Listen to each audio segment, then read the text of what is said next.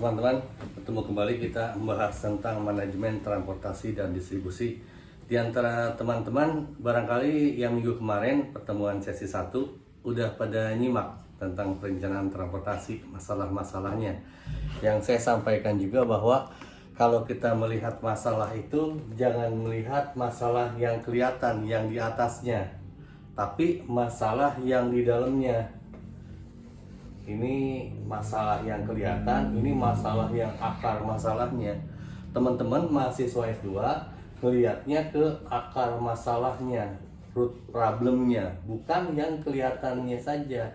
Kalau yang kelihatannya itu kita masyarakat umum bisa melihat seperti masalah kemacetan, masalah kecelakaan, masalah polusi udara gitu. Dan teman-teman, saya minta nanti kalau kita ketemu secara fisik atau kita secara Zoom, ini kan sifatnya tidak interaktif ya, saya ngobrol sendirian, saya ngomong sendirian, teman-teman dengerin. Tapi teman-teman, saya minta untuk memikirkan sebenarnya masalah transportasi di kita itu di pertemuan kemarin itu apa gitu. Ini teman-teman diminta untuk bisa menguraikan masalah root problemnya itu apa gitu. Nah sekarang kita pindah ke sesi 2, kita mengobrolkan tentang transportasi penumpang antara supply and demand begitu. Untuk supply dan demand mungkin teman-teman yang udah belajar ekonomi yang dari S1 juga semua udah belajar kayaknya. Bahwa kalau dari sisi ekonomi kita bisa melihat transportasi ataupun angkutan penumpang itu dari sisi supply and demand kan. Misalnya ini garis gitu ya. Ini biasanya kan kalau garis yang ini tuh price atau harga. Kalau ke sini ini biasanya ke quantity gitu kan, quantity. Nah, antara supply itu biasanya kalau harganya tinggi, dia supply-nya banyak kan. Harganya tinggi permintaan apa? Nah, ini misalnya kedua garis ini demand. Ini kalau harganya rendah, maka demand-nya biasanya ya di sini. Ini demand, ini garis demand, ini garis supply. Biasanya kalau harganya rendah, demand-nya itu tinggi begitu kan. Nah, sebaliknya kalau untuk supply biasanya kalau harganya rendah ya supply-nya juga rendah gitu. Dan nanti ketemu di titik ini antara garis supply dan demand itu di sini begitu. Kira-kiranya ini baru perkiraan nanti kita bisa hitung. Kalau secara definisi permintaan atau demand adalah permintaan transportasi penumpang merujuk pada jumlah perjalanan yang diinginkan oleh pengguna pada waktu, rute, dan moda tertentu. Ini mencerminkan kebutuhan mobilitas masyarakat dalam konteks spesifik gitu. Contoh konkret dari permintaan transportasi adalah jumlah penumpang harian yang menggunakan kereta komuter misalnya Jakarta Bogor atau Jakarta Bekasi yang menunjukkan tingkat kebutuhan masyarakat akan layanan tersebut gitu. Kemudian untuk penawaran transportasi atau supply merupakan kapasitas infrastruktur kendaraan dan layanan yang disediakan untuk memenuhi permintaan perjalanan masyarakat. Contoh penawaran transportasi melewati jumlah kereta yang beroperasi, jumlah gerbongnya begitu kan ya, frekuensi keberangkatan dan kapasitas stasiun yang tersedia untuk melayani rute tertentu gitu. Kemudian faktor-faktor apa saja yang mempengaruhi permintaan transportasi? Yang pertama harga kan. Kalau harganya tinggi biasanya permintaannya itu rendah lah. Orang kita juga semua manusia itu pengennya kan harganya murah tapi bagus gitu. Ketika harga makin tinggi maka permintaannya jadi turun gitu. Kemudian harga itu kita lihat misalnya dari tarif tiket, biaya parkir kalau untuk kendaraan pribadi, atau biaya alternatif seperti ojek online. Sangat mempengaruhi keputusan pengguna. Elastisitas harga menunjukkan bagaimana permintaan merespon perubahan harga. Kenaikan harga dapat menurunkan permintaan dengan tingkat yang bervariasi tergantung kebutuhan perjalanan. Jadi teman-teman nanti juga belajar tentang elastisitas. Elastisitas itu bagaimana kira-kira pengaruh dari perubahan harga, gimana pengaruhnya gitu. Biasanya kita ngukurnya dari elastisitas. Kemudian yang kedua yang mempengaruhi permintaan transportasi adalah pendapatan kan. Teman-teman kalau pendapatan misalnya satu bulan tadinya 10 juta jadi 100 juta, beda kan? Ada perubahan kan? Ada perubahan untuk permintaan transportasi. Bagaimanapun teman-teman yang gajinya atau income bulanannya, katakan anggapnya teman-teman penghasilannya bulanan sebulan 10 juta dan 100 juta, mau 1 M sekalipun tetap butuh transportasi kan? Karena transportasi itu adalah kebutuhan turunan katanya dari demand. Teman-teman belanja, mau jalan-jalan, mau shopping, tetap ada kebutuhan transportasinya kan? Tingkat pendapatan masyarakat mempengaruhi pilihan moda gitu. Masyarakat berpendapatan tinggi cenderung lebih sering menggunakan transportasi pribadi, kendaraan pribadi, karena faktor kenyamanan dan fleksibilitas dan bisa diandalkan. Artinya begini, bisa diandalkan ini. Kalau teman-teman punya kendaraan pribadi sama teman-teman mengandalkan angkutan umum, tetap kendaraan pribadi yang bisa diandalkan gitu. Teman-teman mau berangkat pagi, siang, sore, subuh, habis imsak, kalau punya kendaraan kapanpun bisa. Tapi kalau kita bergantung ke misalnya public transport, waduh nunggu angkot ada apa enggak, taksi ada apa enggak gitu kan. Gitu. Jadi keterandalannya tetap ke kendaraan pribadi. Makanya itu orang yang tingkat pendapatannya makin tinggi cenderung akan lebih memilih kendaraan pribadi, itu masalahnya. Kemudian yang ketiga adalah apa yang mempengaruhi faktor permintaan itu adalah ketersediaan alternatif. Persaingan antar moda transportasi seperti ada bus, ada MRT, MRT itu yang kereta gitu ya, mempengaruhi distribusi permintaan. Semakin banyak pilihan transportasi tersedia, maka semakin terdistribusi di antara berbagai moda tersebut gitu. Jadi kalau banyak pilihan ya teman-teman mungkin akan ya punya banyak pilihan. Orang kalau ini lebih nyaman ketika banyak pilihan atau sedikit pilihan? Iya, banyak pilihan. Kalau kita banyak pilihan itu kita lebih senang lah. Misalnya ke Jakarta teman-teman mau pakai kendaraan pribadi, lewat jalan tol, mau pakai kereta bisa, mau pakai kereta cepat bisa gitu, mau pakai travel bisa. Teman-teman akan merasa lebih enjoy begitu. Kemudian faktor yang mempengaruhi permintaan transportasi lanjutannya itu kebutuhan sosial ekonomi misalnya, kemudian kebijakan pemerintah, kemudian pola permukiman. Permintaan transportasi sangat dipengaruhi oleh tujuan perjalanan seperti perjalanan kerja, pendidikan, rekreasi, atau akses layanan kesehatan. Pola permintaan berbeda-beda berdasarkan tujuan ini, dengan jam sibuk pagi, sore hari dan didominasi oleh perjalanan kerja dan pendidikan. Kalau pagi biasanya pagi sampai sore, pagi dan sore, aduh saya ini lidah bibirnya, pagi dan sore biasanya didominasi perjalanan untuk bekerja kan dan sekolah begitu. Nah itu jadi masing-masing kebutuhan tuh beda gitu, pengaruhnya terhadap permintaan. Kalau teman-teman niatnya buat jalan-jalan ya nggak penting-penting banget kan, mau berangkat hari ini, besok, atau misalnya minggu ini, minggu depan, itu bisa lebih fleksibel. Tapi kalau perjalanan untuk bekerja, teman-teman tuh harus gitu, jadi tidak ada pilihan. Makanya pagi biarpun macet teman-teman belum berangkat begitu kan. Kemudian juga faktor kebijakan pemerintah.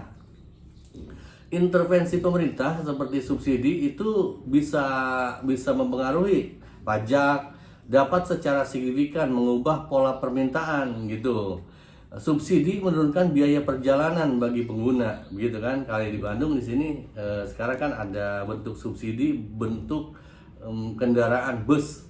Jadi sebenarnya teman-teman yang dari wilayah sekitaran Bandung itu bisa menggunakan bus besar dengan tarif yang lebih murah. Cuman masalahnya kan susah kalau udah teman-teman terlanjur punya sepeda motor, punya kendaraan pribadi untuk beralih ke public transport, ke angkutan umum, ke bus gitu ya. Kemudian pola permukiman, lokasi tempat tinggal relatif terhadap pusat kegiatan, misalnya kerja, sekolah, wisata, itu mempengaruhi jarak dan frekuensi perjalanan. Biasanya begini, misalnya kayak saya waktu rumah saya dekat tempat kerja, ketika makan siang saya pulang ke rumah saya makan gitu. Tapi karena jauh ya nggak pulang gitu, mempengaruhi. Jadi kita jauh dekat dengan tempat kita beraktivitas juga mempengaruhi ke permintaan transportasinya begitu. Kemudian faktor yang mempengaruhi penawaran, jadi ke supply-nya apa aja.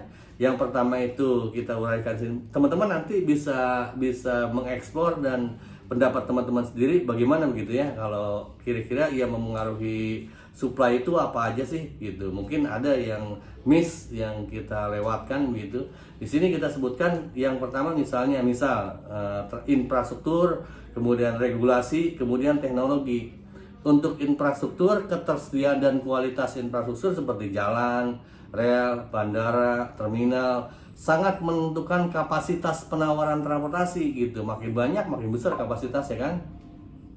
Jadi infrastruktur investasi dalam infrastruktur secara signifikan dapat meningkatkan kapasitas sistem transportasi. Waktu kemarin zaman Pak Jokowi kan rame-ramenya kita pembangunan jalan tol. Jadi kapasitas untuk pembangunan kapasitas untuk perjalanan itu besar sebetulnya gitu. Tinggal kita membangun pusat-pusat kegiatan tuh, investor-investor. Kalau teman-teman lihat mungkin sepanjang perjalanan tol dari Jakarta sampai ke Banyuwangi, mungkin di wilayah kesini, kalau Jakarta udah penuh wilayah Jawa Barat ke seterusnya itu banyak banget pusat-pusat kegiatan sebenarnya yang bisa dibangun gitu. Infrastrukturnya sudah ada, investornya yang kami rasa belum gitu sampai saat ini. Kalau saja bisa dimanfaatkan, maka ekonomi kita bisa lebih jauh berkembang gitu. Kemudian yang kedua, regulasi seperti izin operasi, standar pelayanan, batasan emisi, itu membentuk rangka operasional bagi penyedia layanan transportasi. Regulasi yang ketat dapat membatasi jumlah operator gitu, tapi meningkatkan kualitas layanan. Jadi maksudnya kita kan, pemerintah mengatur itu adanya regulasi, pengaturan itu supaya kan kualitas pelayanannya lebih baik. Maksudnya begitu. Diatur itu bukan artinya dikekang-kekang, bukan, tapi maksudnya adalah untuk kebaikan pengguna supaya masyarakat bisa mendapatkan layanan yang lebih baik, kira-kira begitu. Kemudian teknologi, inovasi seperti kendaraan otonom kira-kira menurut teman-teman gimana kalau dioperasikan di Indonesia? Dan sistem tiket elektronik, sekarang kan kita kayak saya juga, teman-teman juga mungkin kalau ke Jakarta bisa pakai tiket itu satu tiket bisa buat perjalanan dari ujung Jakarta ke ujungnya begitu kan. Mau berbagai moda bisa kita gunakan begitu. Tiket elektronik meningkatkan efisiensi gitu dan kapasitas layanan. Teknologi baru memungkinkan optimasi rute dan penggunaan armada yang lebih efektif, kira-kira begitu. Jadi teknologi juga bisa mempengaruhi ke penawaran transportasinya. Kemudian faktor penawaran transportasi yang lain, faktor penawaran transportasi yang maksudnya yang mempengaruhi faktor penawaran transportasi itu supply itu apalagi gitu. Misalnya kepemilikan, kepemilikan tuh model kepemilikan baik ke operator swasta seperti Grab, BUMN, PT KAI itu. Kepemilikan itu mempengaruhi mempengaruhi. Kemudian operator swasta cenderung fokus pada rute yang menguntungkan. Swasta tuh biasanya begitu kan, dia orientasinya tuh ke profit gitu. Kalau pemerintah biasanya benefit, beda kan, profit sama benefit. Kalau benefit itu cenderung ke kemaslahatan. Pemerintah itu orientasinya nggak melulu profit. Kalau swasta itu biasanya ke profit gitu. Coba teman-teman pikirin deh. Kemudian kapasitas, jumlah armada, frekuensi layanan, dan daya tampung kendaraan menentukan volume penawaran transportasi secara volume ya, kapasitasnya itu.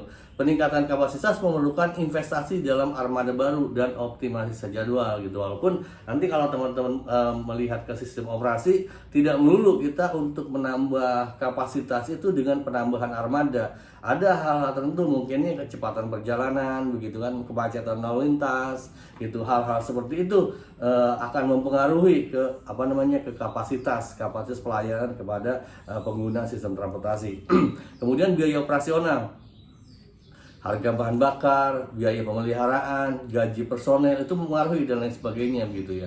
Kemudian kondisi geografis, topografi, iklim, karakteristik fisik wilayah mempengaruhi juga gitu. Kalau di kita sebenarnya di Indonesia itu kan kita cuma 2 musim, cuma musim panas dan musim hujan gitu. Sebetulnya kita obstacle-nya, gangguan secara geografis tidak se ekstrim di negara-negara lain seperti di China, di Jepang, di Korea, di Amerika yang empat musim gitu ya. Ada musim salju, musim semi, musim gugur, kalau musim salju aja saya kalau ngelihat di ini kan itu ribet banget gitu kan.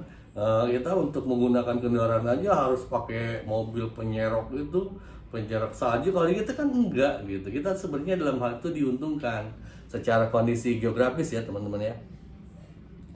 Kemudian keseimbangan antara supply dan demand di transportasi. Jadi titik equilibrium keseimbangan itu di sini ceritanya gitu. Walaupun pada prakteknya itu untuk menemukan titik keseimbangan itu susah banget prakteknya teman-teman.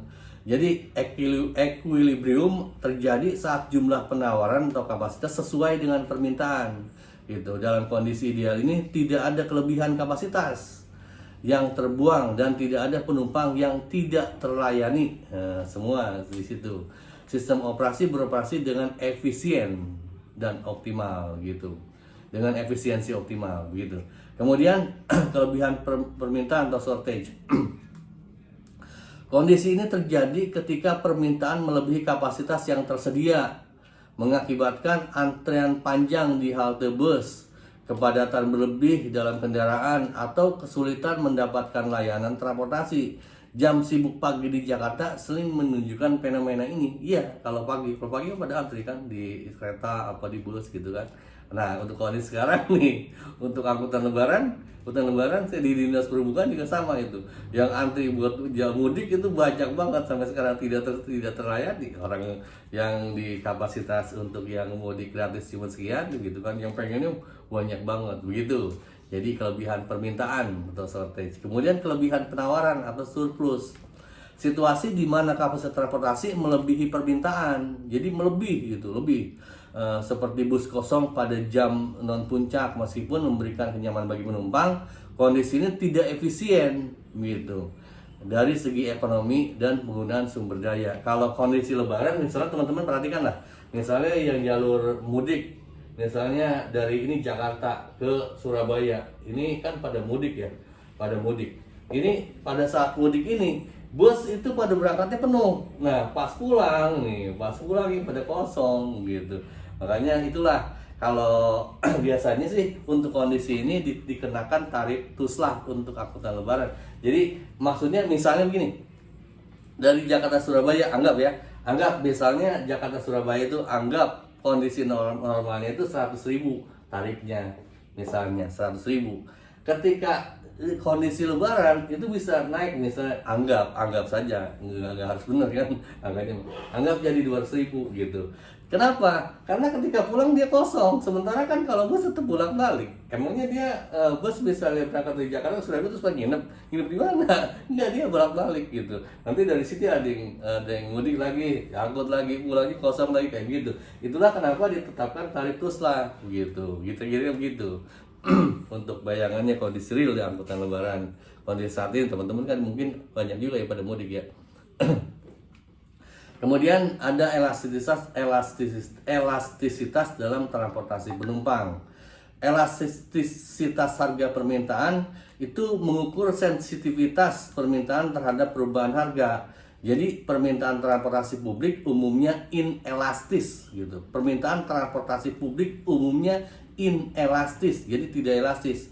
Artinya perubahan harga hanya sedikit mempengaruhi jumlah permintaan, terutama untuk perjalanan esensial seperti ke tempat kerja. Teman-teman kalau kerja kan mau nggak mau ya harus kerja lah, mau dinaikin berapa juga. Contoh misalnya ini nih, kenaikan tarif Transjakarta sebesar 100% itu mungkin hanya mengurangi jumlah penumpang sebesar 2%. Gitu. Itu artinya inelastis. Kenapa? Ya harus kerja saya. Apa boleh buat, ntar kalau saya nggak kerja, gaji saya dipotong, tunjangan saya nggak dapat, misalnya gitu. Ya nggak apa-apa lah, terpaksa begitu. Itu jadi permintaan transportasi penumpang itu sifatnya inelastis, tidak elastis gitu. Kita belum bahas transportasi barang, mungkin bisa case-nya beda, bisa lain. Kalau kira-kira sekarang mahal, udah besok aja gitu kan. Kalau penumpang nggak bisa karena ada jadwal begitu. Kemudian ada elastisitas silang, cross elasticity. Itu mengukur hubungan antara permintaan satu moda transportasi dengan harga moda transportasi lainnya. Nilai positif penunjukan kedua moda adalah substitusi. Kalau nilai negatif menunjukkan komplementer gitu. Komplementer kan mengganti ya. Contoh, kenaikan tarif taksi dapat meningkatkan permintaan ojek online gitu, karena dia substitusi komplement gitu kan. Menunjukkan elastisitas silang antara kedua layanan transportasi tersebut. Teman-teman kan punya pilihan dari rumah ke kantor misal atau ke mall gitu. Ada dua pilihan, mau pakai taksi online apa mau pakai ojek online gitu kan. Antara keduanya, misalnya tarif taksinya naik, ya udahlah saya naik ojek online aja gitu. Jadi ada cross elasticity gitu. Kemudian elastisitas pendapatan. Elastisitas pendapatan itu menarik karena kaitannya itu dengan pendapatan teman-teman juga, misalnya bisa dirasakan kan oleh teman-teman. Misalnya elastisitas pendapatan itu mengukur bagaimana perubahan pendapatan mempengaruhi permintaan transportasi. Transportasi publik sering dianggap sebagai barang inferior. Ingat loh, transportasi publik terutama ya. Transportasi publik itu bisa dianggap barang inferior. Dengan permintaan menurun, sering peningkatan pendapatan karena beralih ke kendaraan pribadi begitu. Jadi gini bahasanya supaya mudah dicerna. Ketika teman-teman gajinya anggap gaji teman-teman 10 juta di tahun ini, tahun besok naik 20 juta. Kira-kira teman-teman beralih nggak ke kendaraan pribadi? Mau pakai mobil, pakai apa gitu? Mungkin 20 juta belum ngaruh. Naik misal gaji teman-teman jadi 50 juta misal tahun ketiga. Wah, teman-teman kemungkinan besar feeling saya itu akan beralih ke kendaraan pribadi. Sedangkan kalau teman-teman ke kendaraan umum itu sifatnya ya gimana ya?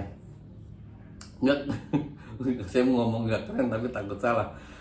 Begini, kayak di Inggris juga gini teman-teman, kalau di luar negeri itu kita berorientasi ke katakanlah dua negara, Inggris sama Amerika. Inggris itu orientasinya itu ke public transport gitu. Inggris itu ke public transport. Kalau Amerika itu ke fully motorized city. Jadi Amerika itu tidak mengutamakan public transport, tidak begitu. Di Inggris sendiri yang notabene dia orientasinya ke public transport, masyarakat Anda tidak atau belum dianggap jadi orang sukses selama teman-teman kerjaannya ke kantor tuh naik bus, nungguin di halte gitu kan, sana kemari naik taksi, belum gitu. Kalau teman-teman udah punya kendaraan pribadi, baru teman-teman dianggap sukses gitu. Di kita juga sama kan, di budaya sini kita di Jawa kan begitu. Teman-teman ketika dianggap sukses itu kalau teman-teman udah punya pekerjaan yang baik, punya rumah dan punya mobil gitu. Itu dilematis sih, walaupun sekarang kebijakan transportasi pemerintah orientasi buat transportasi publik, tapi tetap dari hati kita, saya yakin di antara teman-teman juga sama, pengennya tuh punya kendaraan pribadi gitu. Itu masalahnya teman-teman gitu ya. Kemudian kita lanjut ke aplikasi dalam perencanaan transportasi. Jadi kita perlu berstrategi ketika ini juga menyikapi hal-hal seperti itu. Pertama adalah di strategi penetapan harga gitu. Pricing peak, OPIC gitu, itu bisa dijadikan strategi. Menerapkan tarif lebih tinggi pada jam sibuk untuk mendistribusikan permintaan seperti yang diterapkan dalam tarif dinamis Gojek. Gojek kan tarifnya bisa diatur-atur sama aplikasinya. Kalau kita pengguna tinggal pakai, kita tahunya kok kondisi macet lebih mahal ya. Iya, dia menerapkan strategi itu penentuan tarif gitu. Jadi itu untuk supaya ya terdistribusi lah polanya gitu, pola perjalanannya. Kemudian subsidi, pemerintah dapat memberikan subsidi untuk pendorong penggunaan transportasi publik. Subsidi loh, subsidi pemerintah itu supaya masyarakat itu menggunakan transportasi publik. Tapi merujuk barusan atau kembali ke barusan penjelasan saya bahwa orang itu sebenarnya pengennya kendaraan pribadi. Kira-kira subsidi pemerintah itu berat apa gampang? Membuat layanan lebih terjangkau bagi masyarakat dan mengurangi kendaraan pribadi gitu. Kemudian ke manajemen permintaan, parking manajemen, membatasi ketersediaan parkir di pusat kota dan menerapkan tarif yang lebih tinggi untuk penggunaan mobil pribadi. Strategi ini mendorong penggunaan transportasi umum untuk perjalanan ke pusat kota begitu. Jadi supaya teman-teman kalau bepergian jalan-jalan ke mall itu pakai mobil umum aja, public transport, udah kasih parkir yang mahal gitu. Itu salah satunya gitu. Kemudian ada kebijakan zoning, mengintegrasikan perumahan dengan pusat kerja untuk mengurangi kebutuhan perjalanan jarak jauh gitu. Konsep kota kompak memungkinkan lebih banyak perjalanan dengan berjalan kaki atau bersepeda gitu. Kalau itu kan kita yang kompak itu misalnya perumahan, perkantoran, tempat wisata itu di satu area teman-teman. Jadi ketika teman-teman punya rumah di situ, di perumahan itu atau di komplek itu, ya kerjanya jadi situ juga. Nggak usah misalnya kayak sekarang kan kita di Bandung aja ada katanya kota mandiri misalnya. Kayak di sini Sumarekon mandiri apa enggak itu? Kemudian ini yang duluan misalnya Kota Baru Parahyangan, itu kan di situ ada perumahan, ada rumah sakit, ada wisata, ada segala macam perbelanjaan. Apakah menurut teman-teman itu kota mandiri? Saya waktu itu, saya sendiri sih, kalau menurut saya sih belum gitu. Kenapa? Karena orang-orang pada keluar. Orang tuh untuk memenuhi kebutuhan pendapatan pendapatan harian, mingguan, bulanan, tahunan, penghasilannya aja. Mereka tuh pada keluar gitu. Kalau kita merujuk ke negara maju kan. Negara maju itu ketika mereka menentukan sebuah kota mandiri, maka segala macam itu di situ. Dari pendapatannya sampai pengeluarannya didapatnya di area situ. Gitu. Kalau menurut saya loh pendapat tuh bisa salah ya. Teman-teman silahkan berpendapat sendiri. Kalau menurut pendapat saya, Kota Baru Parahyangan contohnya di Bandung itu belum masuk kategori kota kompak, kota yang bisa memenuhi kebutuhan sendirinya, belum. Kemudian tantangan kontemporer transportasi penumpang itu disrupsi teknologi, ride hailing versus transportasi konvensional begitu kan. Di sini juga banyak sih di Bandung. Wah, ini antara ojek online sama opang itu pada ribut dulu gitu. Kemudian dampak lingkungan misalnya emisi karbon dari transportasi berbasis bahan bakar minyak gitu kan. Sekarang kan ya udah pada banyak pakai ini, diarahkan ya pakai listrik gitu. Tapi susah ngecasnya. Teman saya juga di kantor dapat motor listrik, pas mau ini habis listriknya bingung teman-teman. Mungkin bengkel lama banget. Itu. Kemudian ketimbangan akses daerah pedesaan versus perkotaan gitu. Kalau semua sekarang kita pengennya kan sebutnya kota gitu. Kemudian urbanisasi, peningkatan permintaan transportasi perkotaan. Jadi orang itu masih berbondong-bondong. Teman-teman lihat dah untuk kondisi lebaran sekarang. Orang tuh masih berorientasi ke pusat kota apa enggak? Kita kan Indonesia katanya bikin IKN gitu. Tapi teman-teman pada mau nggak kerja di IKN? Nggak usah nanya ke orang, teman-teman aja. Mau nggak kerja di IKN gitu? Jadi urbanisasi yang pesat di Indonesia telah menyebabkan peningkatan signifikan dalam permintaan transportasi perkotaan, menciptakan tekanan pada infrastruktur yang ada. Ketimpangan akses transportasi antara daerah pedesaan dan perkotaan semakin memperlebar kesenjangan ekonomi dan sosial, begitu. Kemudian dampak lingkungan dari transportasi berbasis bahan bakar fosil. Saya juga masih pakai fosil, masih pakai itu, masih pakai BBM gitu. Menjadi perhatian serius, mendorong pencarian solusi transportasi berkelanjutan. Sementara itu disrupsi teknologi seperti layanan ride hailing, Gojek, Uber telah mengubah lanskap transportasi konvensional, menciptakan tantangan realisasi baru, regulasi baru gitu. Kemudian contoh kasus untuk London Congestion Charge gitu. Jadi kalau di negara maju kan udah ada kemacetan juga ada charge-nya gitu. Hasilnya pengurangan kemacetan 30%, peningkatan penggunaan transportasi umum gitu. Jadi di charge lah kalau kena terjadi kemacetan dikasih charge. Kemudian implementasinya sistem kamera ANPR dan pembayaran elektronik. Kemudian kebijakannya tarik masuk kendaraan pribadi ke pusat kota. Ya orang-orang yang masuk kota dulu juga di Bandung pernah ada, kita mau bikin gitu, tapi dipikir-pikir waduh kalau dianu ke dalam kota ini repot juga. Sementara Bandung kan penghasilannya terutama untuk Sabtu, Bandung itu kan kota wisata, pendapatan tuh paling banyak dari pajak restoran, dari pajak hiburan gitu. Kalau orang-orang nggak pada liburan gimana? Bandung dapat apa gitu kan? London Congestion Charge adalah kebijakan inovatif yang diterapkan pada tahun 2003 untuk mengurangi kemacetan di pusat kota London. Kebijakan ini mewajibkan kendaraan pribadi membayar tarif untuk memasuki zona pusat kota pada jam kerja. Jadi jam kerja aja. Implementasi kebijakan ini didukung oleh teknologi canggih berupa kamera automatic number plate recognition atau ANPR dan sistem pembayaran elektronik yang efisien. Hasilnya sangat signifikan dan pengurangan volume lalu lintas hingga 30% dan peningkatan penggunaan transportasi umum gitu. Kebijakan serupa telah dipertimbangkan untuk Jakarta dalam bentuk Electronic Road Pricing (ERP). Jakarta udah menerapkan itu. Meskipun implementasi masih menghadapi berbagai tantangan teknis dan politis gitu. Karena emang ribet juga sih kalau kita beda. Kita tidak bisa dengan serta-merta apa yang kita ambil kita aplikasikan, enggak, harus penyesuaian dulu, adopsi. Harus saja ini penyesuaian.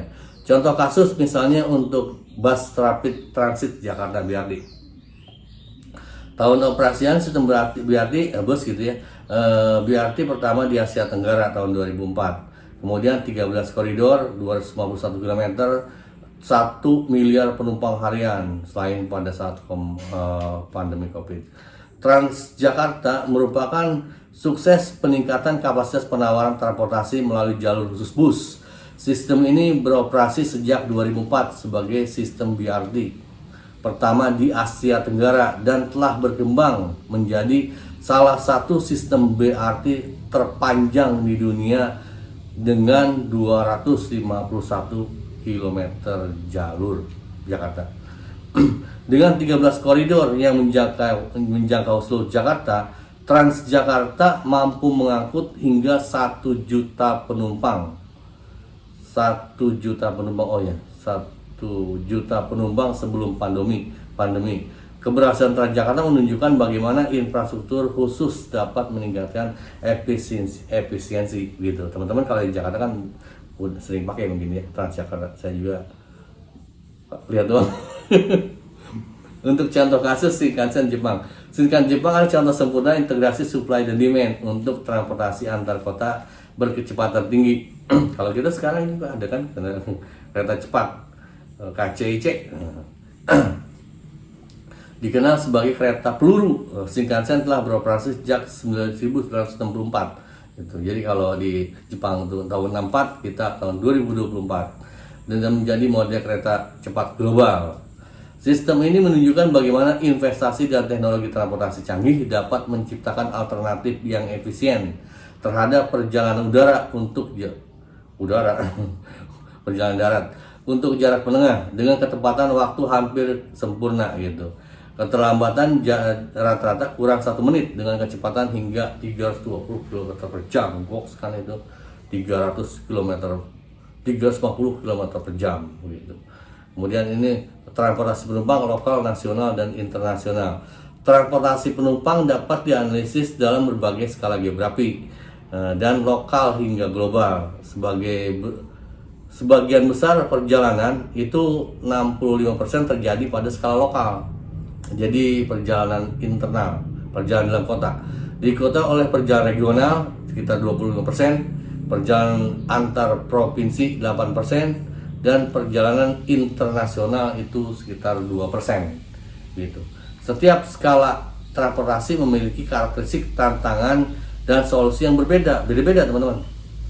Kalau teman-teman keperluannya untuk belanja, sekolah, bekerja itu beda. Kalau teman-teman sama perjalanan yang through traffic. Jadi kalau untuk yang jarak jauh itu kita menyebutnya through traffic. Kalau untuk perjalanan kerja yaitu local traffic, itu beda. Local traffic itu cenderung gimana ya, lebih slow, lebih santai.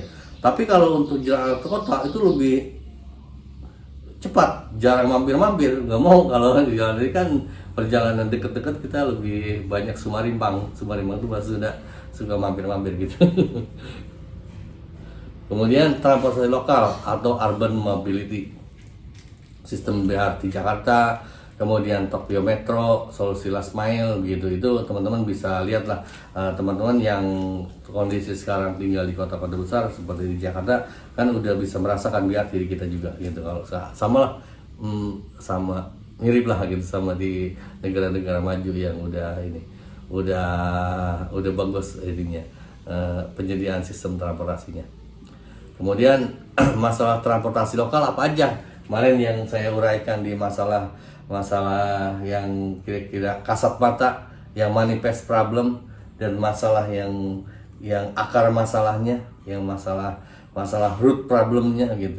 Ya ini yang disebutkan misalnya kemacetan, polusi udara, aksesibilitas terbatas, infrastruktur tidak memadai, itu adalah masalah yang kasat mata teman-teman gitu. Saya minta ke teman-teman tahu masalah akarnya, akar masalahnya, root problemnya apa gitu.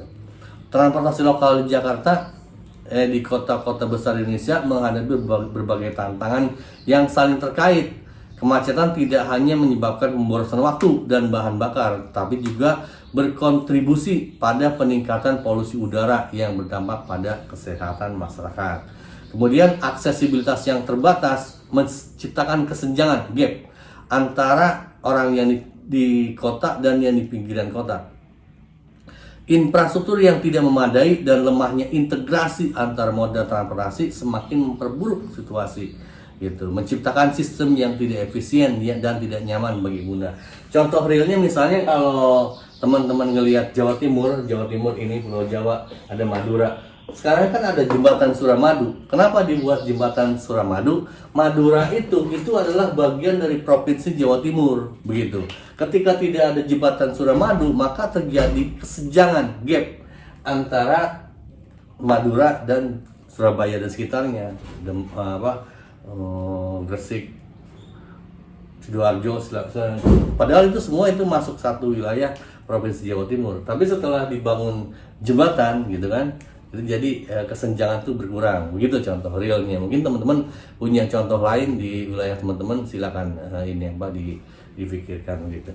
Kemudian untuk jaringan transportasi nasional, ada jaringan jalan tol, rel kereta api, bandara, pelabuhan gitu. Teman-teman, saya dan minggu kemarin kalau nggak salah saya minta ke teman-teman untuk mempelajari juga tentang Sistranas ya, sistem transportasi nasional. Itu bisa di-download di website Kementerian Perhubungan. Itu dipelajari aja. Kita tuh seluruh Indonesia itu ada rancangan blueprintnya bagaimana sebenarnya kita merencanakan tuh jaringan jalan, jaringan transportasi laut begitu kan, supaya kita semua seluruh Indonesia itu bisa saling nyambung begitu teman-teman. Kemudian kebijakan transportasi nasional itu misalnya subsidi BBM, pajak kendaraan, pengembangan transportasi massal gitu. Jadi kebijakan transportasi nasional yang terus diaplikasikan sampai sekarang, diantaranya ini ya BBM ini disubsidi kan dari dulu. Kemudian pajak juga kita berupaya di Jawa Barat juga sekarang kan lagi ini Pak KDM berupaya, bukan Pak KDM sih, maksudnya pemerintah provinsi Jawa Barat, di dalamnya ada Pak KDM. Jadi ada pengurangan pajak. Jadi pajak itu hanya yang nunggak pajak, masyarakat yang nggak mampu bayar pajak itu dikasih keringanan asal dibayar di tahun terakhirnya gitu kalau nggak salah gitu. Kemudian pengembangan transportasi massal itu tetap disediakan oleh pemerintah. Jadi kita beli gitu bus gitu, dan kita orientasi untuk pelayanan kepada masyarakat. Kemudian transportasi internasional itu global supply chain. Contohnya misalnya pelabuhan Singapura, jalur penerbangan internasional, transportasi multimoda gitu. Kalau orientasi ke internasional mereka jauh lebih maju dari kita. Untuk pelabuhan Singapura merupakan salah satu pelabuhan tersibuk di dunia dan berfungsi sebagai hub penting dalam rantai pasok global gitu. Efisiensi operasionalnya menjadi benchmark bagi pengembangan pelabuhan di kawasan, termasuk pelabuhan-pelabuhan di Indonesia. Kemudian jalur penerbangan internasional. Jalur penerbangan internasional menghubungkan Indonesia dengan pasar global. Bandara seperti Bandara Soekarno-Hatta di Jakarta dan Ngurah Rai di Bali menjadi gerbang utama yang memfasilitasi pergerakan penumpang dan kargo internasional. Transportasi multimoda, integrasi kapal kontainer, kereta api, truk dalam sistem transportasi multimoda memungkinkan pergerakan barang yang efisien dalam perdagangan global. Standarisasi kontainer telah merevolusi logistik internasional. Ini saya saya waktu kuliah ada lelucon begini. Itu banyak yang misalnya kayak inilah kerajinan tangan atau barang ini sofa kayak gitu kan banyak tuh yang ininya bahan bakunya diambil dari Jawa Tengah kemudian dikirim ke China, jadi dirakitnya di Cina dibuat gitu, kemudian dikirim lagi dijual di Indonesia. Itu dibandingkan sama yang dirakit di sini dijual di sini lebih murah yang bikinan Cina, itu bisa gimana? Itu berarti dari pengiriman dari Indonesia diimpor ke Cina, ngimpor maksudnya bahan bakunya ngimpor dari Indonesia, kemudian dia ekspor udah jadi ke kita, bisa transportasinya bisa jauh lebih murah daripada kita cuman dari Jawa Tengah ke Jakarta misalnya. Itu kok bisa begitu? Aneh gitu. Ini bagian itu ini PR buat kita ya. Teman-teman juga kita minta untuk memikirkan kenapa bisa begitu. Choke point strategis dalam transportasi global. Choke point misalnya Selat Malaka, lokasinya antara Malaysia dan Sumatera. Signifikansinya 25% perdagangan maritim global, rute utama minyak ke Asia Timur, itu yang Selat Malaka. Gitu. Kemudian terusan Suez, itu lokasinya di Mesir. Itu signifikansinya menghubungkan Mediterranean dan Laut Merah, jalur terpendek Eropa Asia gitu. Kemudian Selat Hormuz antara Iran dan Oman, 20% transportasi minyak global, akses ke Teluk Persia. Kemudian terusan Panama, di Panama itu menghubungkan Atlantik dan Pasifik, mengurangi waktu pelayaran gitu. Choke point strategis adalah titik sempit dalam jalur transportasi global yang memiliki signifikansi ekonomi dan geopolitik tinggi. Gangguan pada choke point ini dapat berdampak signifikan pada rantai pasok global dan harga komoditas. Kan Thailand juga mau bikin terusan apa tuh itu katanya terusan kerak gitu. Apa ini sebutannya, teman-teman coba cek. Udah pernah dengar mungkin kan ya? Itu bahaya buat transportasi Singapura tadi pada pindah ke kerak. Kemudian Indonesia memiliki potensi strategis karena berada di dekat Selat Malaka, salah satu choke point yang terpenting di dunia. Hal ini memberikan peluang sekaligus tanggung jawab dalam menjaga keamanan dan kelancaran transportasi di internasional kawasannya gitu. Kemudian kebijakan transportasi di tingkat lokal. Mungkin kalau di tingkat lokal teman-teman mungkin yang tinggal di kota-kota kecil seperti saya bisa melihat kan bagaimana kebijakan transportasi kotanya, misalnya kebijakan parkir, perencanaan berkelanjutan, teman-teman nanti bisa baca ya. Kemudian untuk kebijakan transportasi tingkat nasional, dari infrastruktur strategis, regulasi lalu lintas, dari pengaturan regulasinya, kemudian pembiayaan transportasinya begitu. Untuk infrastruktur strategis, misalnya pembangunan MRT atau LRT sebagai proyek nasional mencerminkan komitmen pemerintah itu tuh gitu. Kemudian untuk regulasi lintas, penerapan standar emisi Euro 4 misalnya di Indonesia merupakan salah satu regulasi yang bertujuan untuk mengurangi dampak lingkungan gitu. Kemudian pembiayaan transportasi, skema biaya inovatif misalnya antara kerjasama pemerintah dengan badan usaha gitu, semakin banyak untuk proyek-proyek transportasi berskala besar. Itu untuk kebijakan transportasi untuk tingkat nasional. Kemudian tingkat internasional, ada misalnya ya, ada perjanjian internasional, liberalisasi pasar transportasi, standar lingkungan global begitu. Jadi untuk perjanjian internasional itu ada kesepakatan ICAO, International Civil Aviation Organization untuk penerbangan sipil, dan IMO, International Maritime Organization untuk transportasi maritim, membentuk regulasi global gitu ya. Itu contohnya. Kemudian liberasi pasar transportasi, ada Open Skies Agreement ASEAN yang merupakan liberalisasi pasar transportasi udara regional begitu. Kemudian untuk standar lingkungan global, komitmen internasional untuk mengurangi emisi gitu. Itu kan kita tuh di dunia, maksudnya bukan kita ikut-ikutan, harus ikut. Untuk standar lingkungan global tuh bagaimana gitu, kita harus mengikuti standar emisi global yang misalnya untuk penerbangan itu di Corsia dan pelayaran di IMO 2020 begitu. Kemudian perbandingan kebijakan transportasi publik dari aspek kepemilikan, misalnya kalau di Jerman tuh misalnya BUMN, kalau di Indonesia itu ada BUMN, ada PT KAI, kalau di Jerman tuh Desbahn. Kemudian ada subsidi signifikan untuk layanan regional. Kalau di kita subsidinya terbatas, fokus pada PSO, yaitu teknologi kereta berkecepatan tinggi. Kalau kita bertahap saja, kita kan negara berkembang gitu. Ini perbandingan contoh Desbahn di Jerman dan PT KAI menunjukkan perbedaan signifikan dalam pendekatan terhadap transportasi kereta api gitu. Untuk transportasi kereta api itu teman-teman ya kita kritis saja ya, kita lihat secara ini. Kereta api waktu zaman Belanda sampai sekarang udah berapa puluh tahun kita merdeka, menurut teman-teman kita transportasi kereta api kita berkembang atau berkurang? Kalau saya lihat banyak berkurang. Contohnya di Jawa Barat aja di sini. Kan banyak dari Bandung ke Ciwidey dulu ada kereta. Sekarang nggak ada. Udah berbagai upaya tuh buat reaktivasi. Reaktivasi itu kan berarti mengadakan kembali yang dulu udah pernah ada. Ya nanti kita ngobrol kalau ketemu ya, dan kita lihat data-datanya. Gitu. Transportasi waktu zaman Belanda sampai sekarang untuk kereta api itu berkembang atau enggak?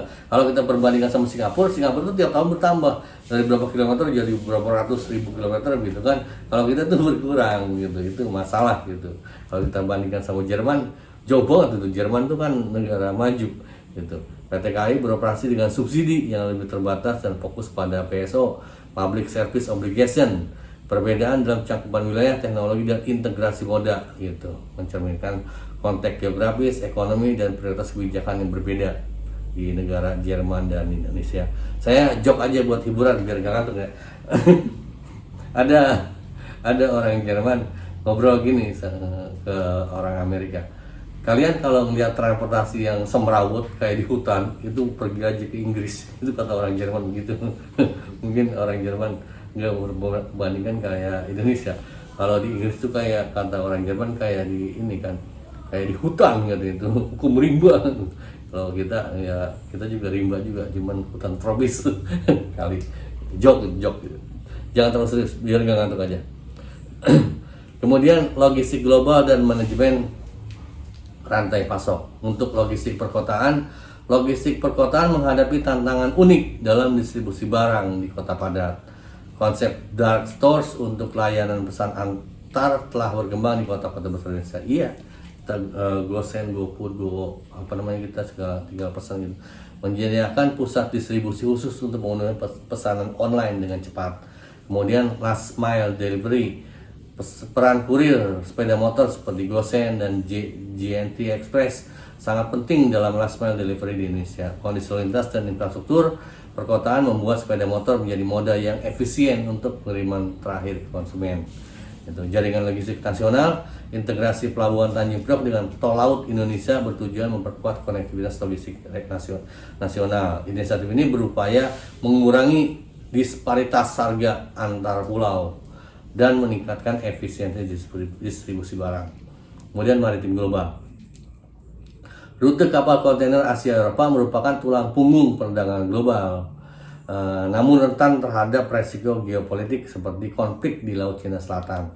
Gangguan pada rute ini dapat berdampak signifikan pada rantai pasok global. Nah ini saya teman-teman waktu yang kelas mahasiswa kemarin teman-teman nanya, Kalau di Malaysia, Pak, Malaysia itu dia untuk sepeda motor ya. Sepeda motor kan itu katanya udah bisa masuk tol. Iya, udah bisa.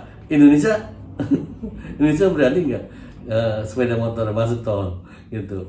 Ya, walau malam ya. Kalau saya ngawang-ngawang ngelamunnya. Kalau saya jadi Menteri Perhubungan atau jadi Presiden lah misalnya, Bapak mau nggak itu sepeda motor dimasukin ke jalan tol? Enggak, saya mau enggak. Jangankan masuk jalan tol. Lu Bapak, Bapak Ibu, teman-teman sekalian lihat. Jangankan di jalan tol, di persimpangan aja motor itu udah belum merah aja udah pada serabut-serabut tuh gimana dimasukin tol, itu mencelakakan masyarakat sendiri. Jadi kalau menurut saya enggak untuk kondisi sekarang. Masalah itu kita tingkat kedisiplinan itu masih rendah banget menurut saya. Kalau teman-teman merasa disiplin ya monggo dengan argumennya gitu. Kemudian konektivitas perdesaan dan penerbangan kargo. Nah, untuk konektivitas pedesaan, Pos Indonesia memerankan peran vital dalam menjangkau daerah terpencil gitu.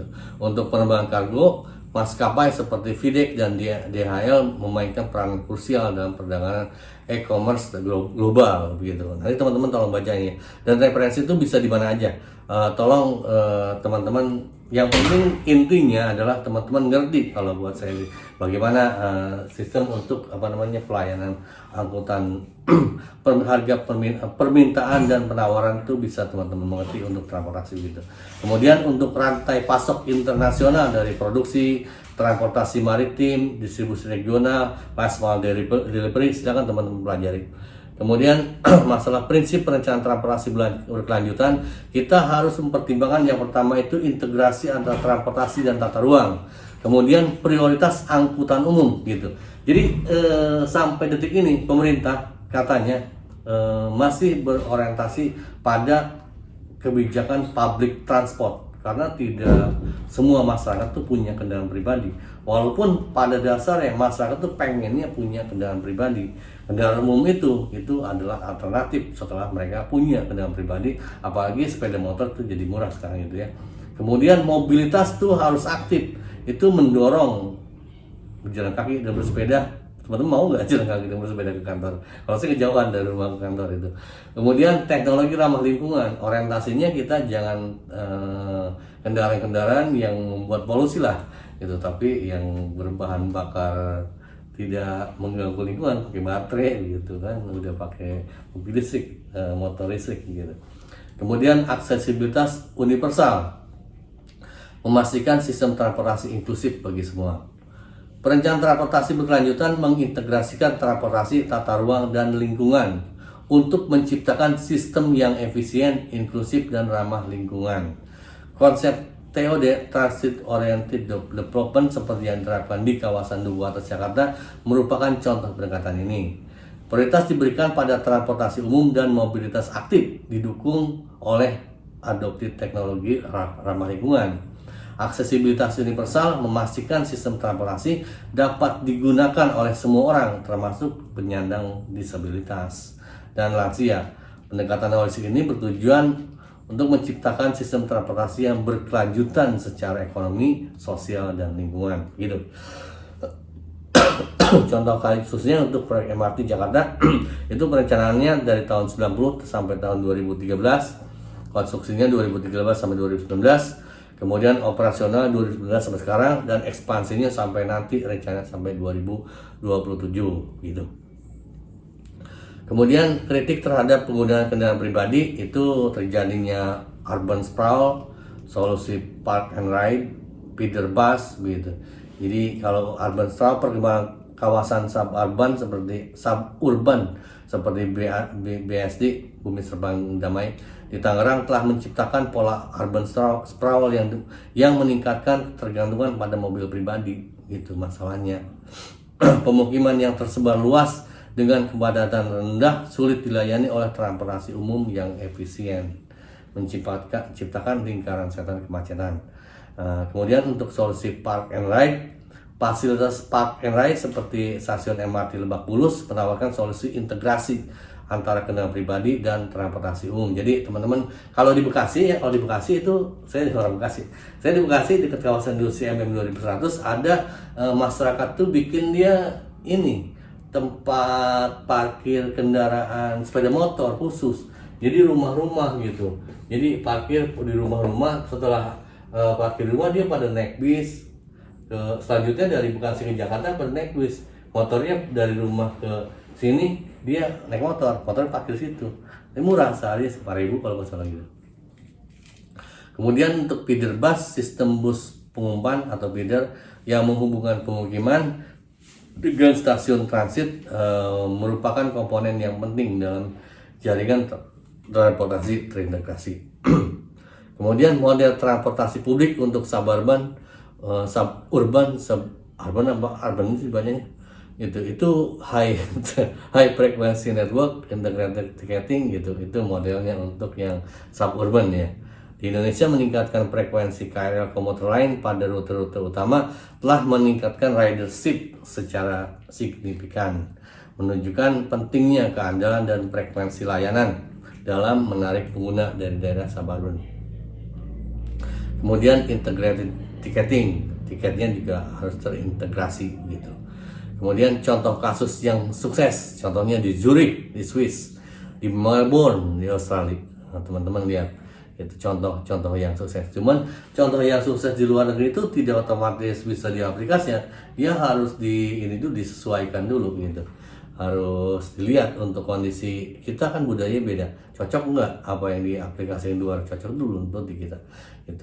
Model kemungkinan transportasi itu publik, koperasi, swasta, kemitraan publik swasta gitu. Itu bisa berbagai alternatif ini.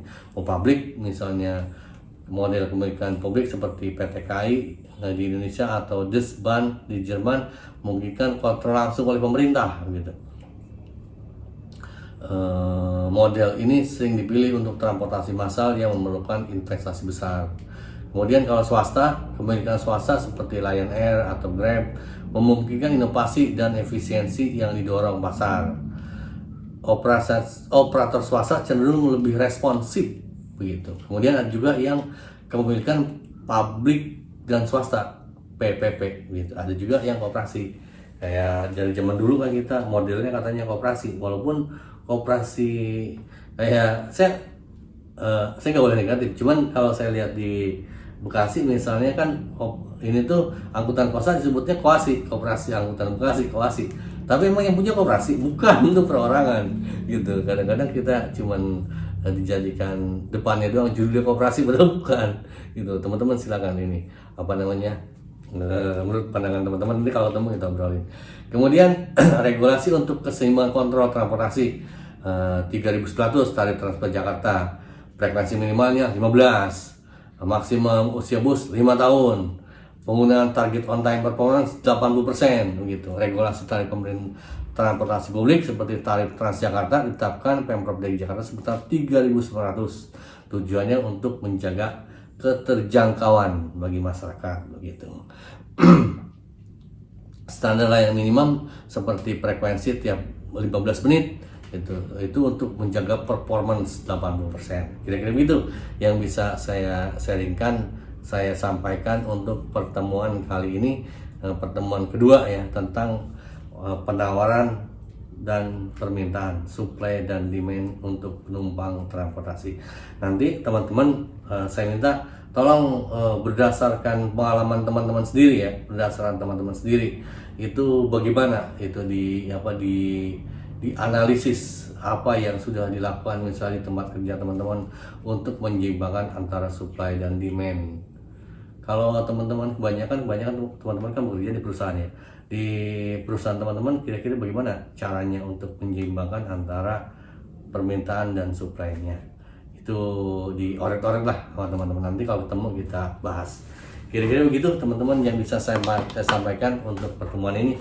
Ini belum interaktif, jadi saya susah untuk tanya, saya ngobrol sendiri. Tapi mohon bisa dicerna. Kalau ada yang kurang jelas mau ditanyakan juga silakan. Ini saya sharingkan di grup perkuliahan, kemudian saya share di YouTube juga, dan saya setting unlist. Jadi tidak semua orang bisa ngelihat. Teman-teman kalau mau komen pun di sini ya mau ngomong aja, toh nggak ada yang baca. Maksudnya yang baca ya sesama kita aja, mahasiswa saya gitu. Jadi jangan sungkan untuk komentar, karena saya sendiri kan, saya kalau di media sosial seperti di YouTube saya sifatnya joke, karena gini, cara pandang publik dan cara pandang mahasiswa terhadap apa yang kita sampaikan di media sosial itu beda. Media sosial itu banyak bercanda teman-teman. Kita tidak bisa memilah audiensnya siapa. Jadi harap dimaklumi kalau di media sosial termasuk YouTube saya banyak bercanda.